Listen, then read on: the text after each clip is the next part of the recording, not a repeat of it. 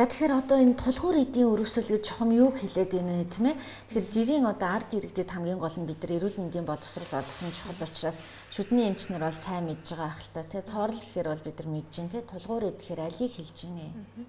За шүдний тулгуур эдэг гэдэг юу болохыг та бүхэнд ойлгомжтой болохын тулд энэ зурган дээр яриа.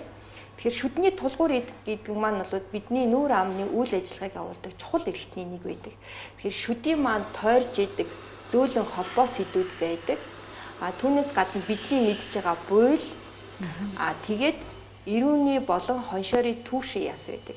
Тэгэхээр энэ түүшийн яс болон буйлны эдтэй шүд маань нарийнхан бичил юм холбоосуудаар холбогдсон гэдэг. Тэгэхээр энэ холбоосыг шүдний тулгуур эд гэдэг энэ гурван шүдний тулгуур эд гэж хэлж байгаа. Тэгэхээр энэ шүдний тулгуур эд маань бол маш их чухал үүрэг гүйцэтгэдэг. За шүдний тулгуур эдийн өвчин шүдний эргэн тойронд байрлах холбоос эд буйл түүшийн ясанд үүсдэг өвчин юм аа. Буйл шүдний тулгуур эдийн өрөвсөлт өвчний үед хамгийн анхны шинж тэмдэг нь буйлнаас цус гарах явдал байдаг. Буйлны өрөвслийг ихэнх шатанд арахгүй бол шүдний тулгуур эдийн хүндэл бол шүдгүүдэл хүрнэ. За та бүхэн энэ зурган дээрээс харж байгаа шүдэн дээр байхаа өнгөрүүд будагч бодисоор л илэрч харагдаж байна. Тэгэхээр шүдний гадарга дээр үүсдэг хоол хүнсний үлдэгд наадаж үлдсэн өнгөр тэрэнд ням бактериуд маш ихээр үржсэний улмаас буйл болон түүшин ясны шимэгдэлд хүргэдэг. Ингээд энэ шүдний тулгуур эдийн өрөвсөлт өвчин үүсэж үүнийг эмчлэхгүй байж удснаас болоод шүдгүүдэлд хүрэх буюу шүдээ ахуулахад хүрдэг. За шүдний тулгуур эдийн өрөвсөлт өвчнүүдийн гол шинж тэмдгүүд нь болохоор амнаас үе эвгүй үнэр гарах, буйлнаас цус гарах, буйл хавгнаж улаах, буйл шүднээс хүндээж сул далбан шиг болох, буйл шүд суларч унах гэсэн юм шинж тэмдгүүд гарна. За энэ зурган дээрээс та бүхэн эрүүл шүдний тулгуур эдтэй буйлтай хүнийг харж байна. Тэгэхээр буйл бол шүдний эргэн тойронд нягт байрласан байхад энэ дунд хэлбэрийн өрөвсөлттэй мөн хүндэрсэн хэлбэрийн өрөвсөлттэй шүдний тулгуур эдийн байдлыг харж байна. За ойртуулаад ингээ харах юм бол ялангуяа шүд хоорондын хөвхлөгүүд хавгансан, улаасан өнгөр ихтэй байгаа нь бол ажиглагдчих байна. Ихэнх тохиолдолд хүмүүс шүдний тулгуур эдийн өвчин үүссэн байгаагаа мэдгүй хэвийн амьдралаа явуулж байдаг. Тэгэхээр хүнд бол ихэнх үед ямар ч зовир илэрдэггүй байна. Энийг шүдний тулгуур эдийн өвчин үүссэн байгаа үгүйгээ бид нэр эмчилгээ шалгуулж явах ёстой. Тусгай энэ хэмжүүртэй сэтгүүр байна. Энэ хэмжүүртэй сэтгүүрээр шүд буйлны ховлын хэмжээд хэмжиж үздэг. Хэрвээ 3 мм-ээс гүн хэмжээтэй болсон байх юм бол түүшийн ясны шимэгдэл явагдаж эхэлсэн буюу шүдний тулгуур эдийн өрөвсөл эхэлсэн байгааг илтгэнэ. За энийг эмчид бол үзүүлснээр бид нэр онцлуулах боломжтой. За мөн шүдний тулгуур эдийн сэтгүүрээр хэмжиж явах явцад бол буйлнаас цус гарч ивэл мөн л шүдний тулгуур эдийн өрөвслийн анхны шинж тэмдэг байна. За рентген зургаар бид нар бас оншилдог. Рентген зураг маш их зүйлийг өгүүлнэ. Энэ бол эрүүл хүний тулгуур эд байхад одоо шүдний тулгуур эдийн өрөвсөл нэлээд явагдсан, босоо болон хэвтэй ясны шимэгдэл ихээр явагдсан байгаа нь эрүүл байгаатай харьцуулахад ийм харагдаж байна.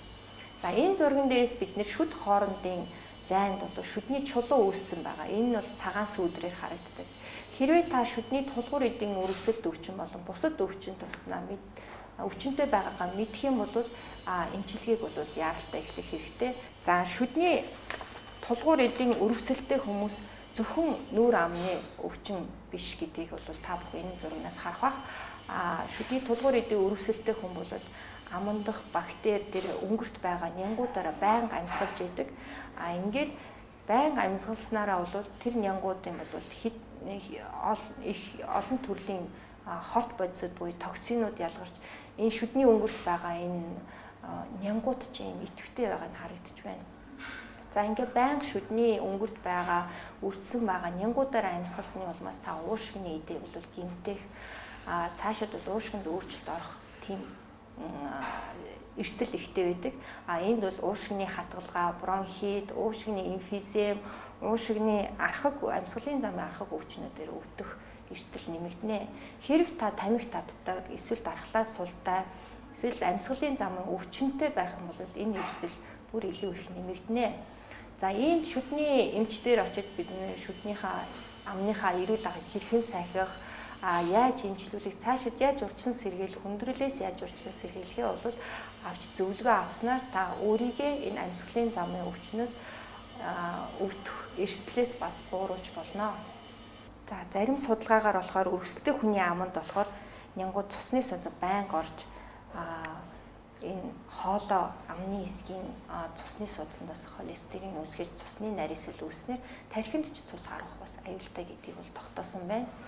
Ингээд шүрэн шүдний тулгуур эдийн идэвхтэй болон архаг үргэлжлийн үед бол бичил судасны цусны урсгалаар бол байнга микроб нянгууд тархснаар зүрхний өөрийнх нь булчинлаг болон зүрхний хавхлагууд гэсэн халдварт эндокардит өвчин үүсэх маш их аюултай юм байна.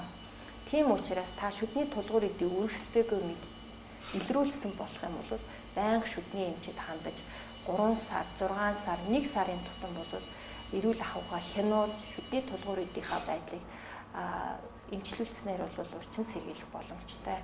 За шүдний тулгуур эдийн өвчний онцлогоонд бас микроскоп онцлогоо ордог. Энэ дээр бидний өнгөрт нянгийн хэмжээг бол ургуулж үздэг. За энэ дээрээс харин энэ болохоор эрүүл шүдний тулгуур эдийн байхад одоо энэ бол яг өвчтэй өвчин эд үедээ байгаа. Энэ спирохет гэдэг энэ ням байна. Та өнгөртөө бол маш их олон нянгуудыг агуулж идэм байна.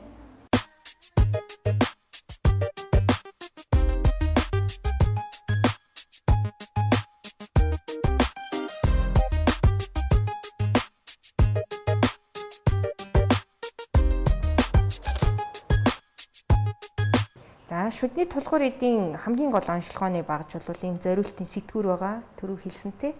Тэгэхээр анхны эрэлтэн дээр бол бид энэ хүнийхээ шүдний тулгуур эдийн буюу түүшийн ясны хэмжээ хэр вэ нэ гэдэг ингэж хэмжиж үзсэн. За ийм гар багжаар шүдний эргэн тойронд тогтсон өнгөр чулуу, бөөлний дээрх болон доорх өнгөр чулууг авах маш их чухал байдаг. Тэгэхээр багаж болгон шүдний гадарг болгонд тохирсон эртэй байдаг ийм онцлогтой. За энэ ультрасоник аппарат байна. Ультрасоник аппаратууд бол янз бүрийн төрөл байдаг. Тэгэхээр ультрасоник аппаратаар бол бид нэр шүдний дээрх болон доорх шүдний эргэн тойрондох өнгөрийг чулууг бол богино хугацаанд авах боломжтой байдаг. За энэ өнгөртөө энэ эрүүл гэсэн хоёр зургийг харьцуулж байна. За шүдний тулгуур эдийн өргөсөл бол маш их айжим архагаар бол явагдаад хүндээ бол мэдэгдэхгүйгээр эхэлсэн байдаг. Тэгэхээр энэ будагч тусгай бодисоор үзэхэд энэ цэнхэр өнгөр бол сараас дээш өнгөр байна. Ягаан нь бол шинэхэн өнгөрүүд байна. За тэгэхээр таны өнгөрийг ингээ хусаад үзэх юм бол маш их олон ням бактериуд байдаг байна. Түүшийн ясыг шимэгдүүлдэг, холбоос эдийг гэмтээдэг гэсэн ийм олон бактериуд бол үржиж байд юм байна. Хэрвээ шүдний чулуу өнгөрийг арилгаад шүдний сурвалжийн гадаргыг мүлээлгээд шүдний эм тулгуур эдийн маань эмгэг хүндийн гүн арилахгүй байх тохиолдол байдаг. Тэгэхээр энэ янз бүрийн шалтгаантай байна л да. Тухайн хүний ерөнхий бие өвчнөд хавсарсан байж болно, гормоны өөрчлөлттэй байж болно. Өөрийнх нь эрүүл ахуй сахилт нь муу байх жишээтэй. Тэгэхээр ийм тохиолдол яадаг вэ гэх бол зориултын одоо мэс заслын хагалгаануудыг бол эмчилгээнүүдийг сонгож